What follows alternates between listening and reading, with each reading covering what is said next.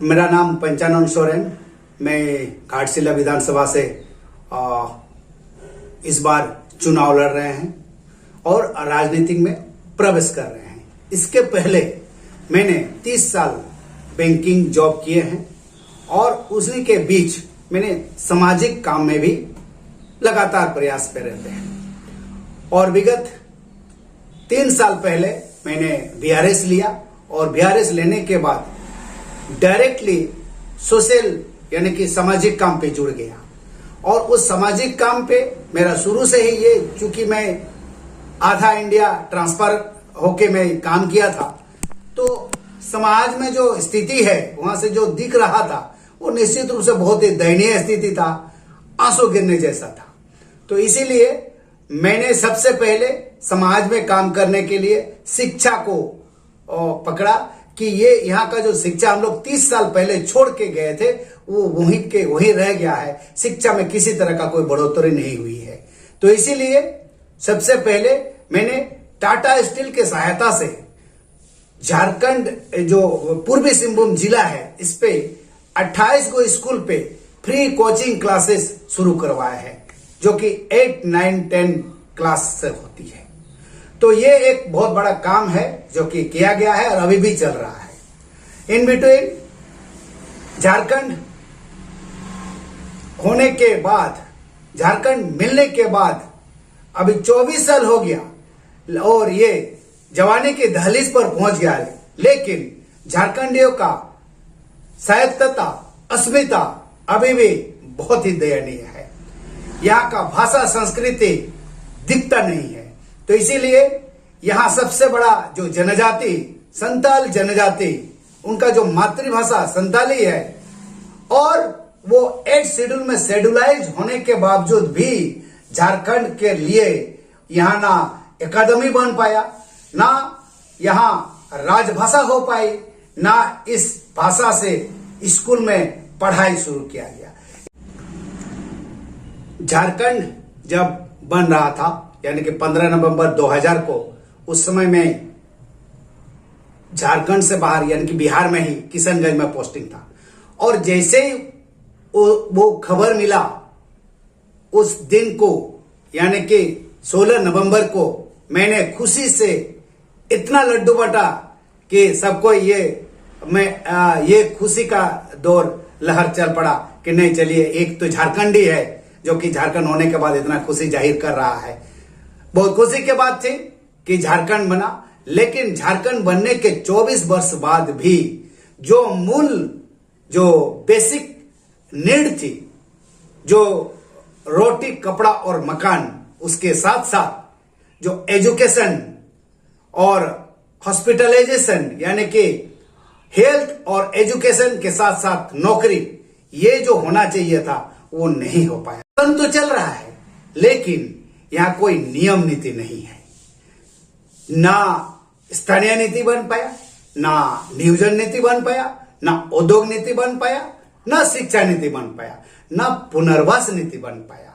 अगर ये सब नीति नियम के बगैर एक राज चल रहा है, आप सोच सकते हैं कि उस राज का क्या हाल हो सकता है। तो इसीलिए अभी हम जहां घाटशिला से ये राजनीतिक पदार्पण कर रहे हैं, यहां अभी वर्तमान पे हायर एजुकेशन मिनिस्टर है। जनजातीय विश्वविद्यालय की शिलान्यास हुए थे घाटशिला के बगल हिंदलजोड़े में, लेकिन खुद अभी हायर एंड टेक्निकल मिनिस्ट्री होने के बाद भी अभी उस यूनिवर्सिटी का एक ईंट भी नहीं जोड़ पा रहे हैं। यह बहुत दुर्भाग्य की बात है।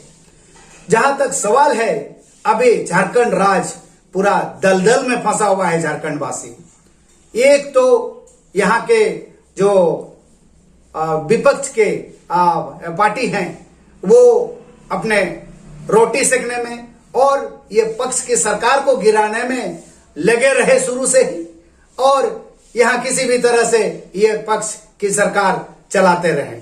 लेकिन इनका जो असलियत जो मुद्दा था, यानी कि ये जो झारखंड 24 जिला पे 12 जिला अनुसूचित क्षेत्र में आता है, और उनके लिए पेशा कानून जरूरी था। हाईकोर्ट के आदेश के बावजूद भी ये कानून अभी तक पारित नहीं हुआ। इसलिए ये जो हमने सोचा कि नहीं, ऐसा अगर चले तो जो स्थिति पहले था उससे भी बदतर हो जाएगा।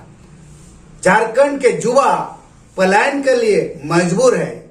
इसका कारण आप बहुत अच्छी तरह से जान सकते हैं। यहाँ हायर एजुकेशन का कोई ऐसा इंस्टीट्यूट है नहीं है। 12th किसी भी तरह से अगर कर लिया स्टूडेंट तो फिर ग्रेजुएशन के लिए या अच्छी टेक्निकल एजुकेशन के लिए झारखंड से बाहर जाना पड़ रहा है।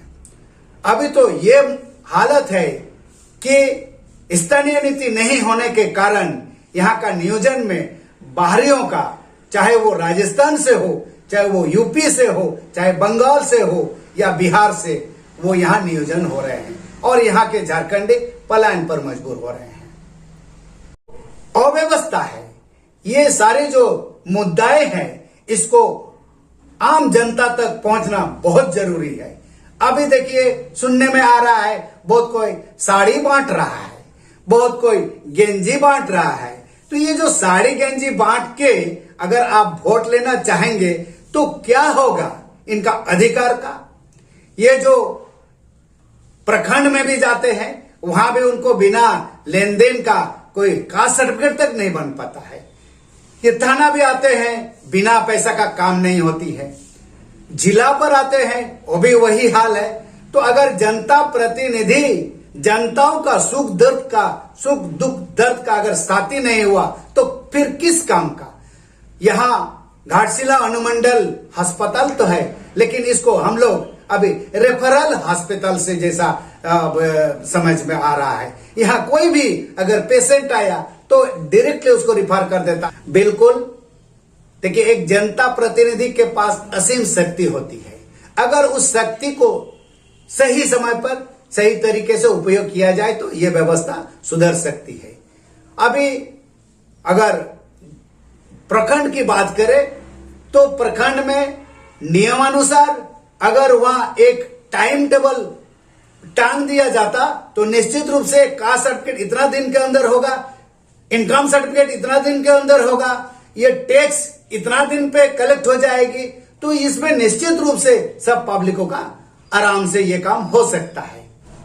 ऑल चिकी 2000 पे 8 शेड्यूल पे शेड्यूल हुआ है, 2003 पे। तो उसके बाद लगातार प्रयास किया गया कि ये ऑल चिकी भाषा के तहत ये संताली भाषा पढ़ाई जाए। और बाकी स्टेटों में जैसे अभी अभी हाल ही में असम में भी इसका रिकॉग्निशन हो गया और वहां पढ़ाई शुरू हो गई है। लेकिन दुर्भाग्य की बात है कि 24 साल पार होने के बाद भी झारखंड पे ना एकेडमी बन पाया, ना यहाँ राजभाषा बन पाई, ना यहाँ संताली भाषा ऑल चिकी से KG to PG की पढ़ाई हो रही है। ये बहुत दुर्भाग्य की बात है। इसीलिए दिनांक 4/7/2023 को हम लोग ऑल चिकी हुलबाइसी के तहत एक झारखंड बंद का रेल और रोड का चक्का जाम कर दिए थे और 12 घंटा बंद होने के बाद भी एक एश्योरेंस तक नहीं मिला यहाँ के मुख्यमंत्री से कि हम इसके लिए कोशिश कर रहे हैं या प्रयासरत है। ये बहुत दुर्भाग्यपूर्ण बात है।